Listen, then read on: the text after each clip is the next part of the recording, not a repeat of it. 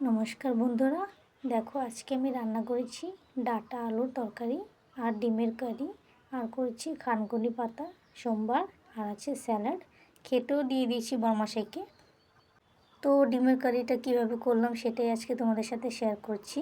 প্রথমে দেখো ডিম আলু সেদ্ধ বসিয়ে দিয়েছি, এখানে নিয়েছি তারপরে আদা রসুন পেঁয়াজ কুচি টমেটো কুচি। আর তারপরে দেখো এদিকে আমার ডিম আর আলু সেদ্ধ হয়ে গেছে। ডিমটাকে কাঁটা চামচের সাহায্যে একটু ফুটো করে নিচ্ছি, তাহলে সব মশলাগুলো ভেতরে যাবে, খেতেও ভালো লাগবে। আর এখানে কড়াই বসিয়ে দিয়েছি, কড়াইয়ে তেল দিয়ে দিয়েছি, গরম হয়ে গেছে, দিয়ে দিচ্ছি একটু নুন আর একটু হলুদ। এর মধ্যে ডিমগুলো ভেজে নেব। সবগুলো রান্না দেখাবো না, কারণ দেখালে ভিডিওটা লং হয়ে যাবে, তাই শুধু ডিমের কারিটাই তোমাদের সাথে শেয়ার করব। দেখো ডিমগুলো এখানে লাল করে ভেজে নেব আমি। ডিমটা আমার ভাজা হয়ে গেছে, এবার আমি এটাকে নামিয়ে নেব। ওই তেলের মধ্যে আরও কিছুটা তেল দিয়ে দিচ্ছি ফোড়ন, যেমন দিয়েছি একটা শুকনো লঙ্কা, একটু জিরে আর একটা তেজপাতা।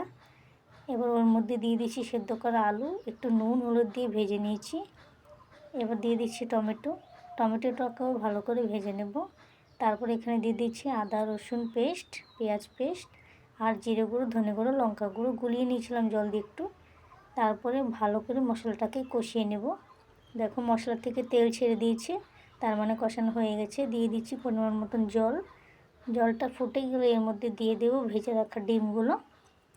তারপরে আরেকটু ফুটিয়ে নামানোর আগে একটু গরম মশলা দিয়ে আবারও ফুটিয়ে নামিয়ে নেব। ডিম তো আমার রান্না হয়ে গেছে। তোমাদের যদি ভিডিওটা ভালো লাগে তাহলে লাইক কমেন্ট শেয়ার করে দিবা। টাটা।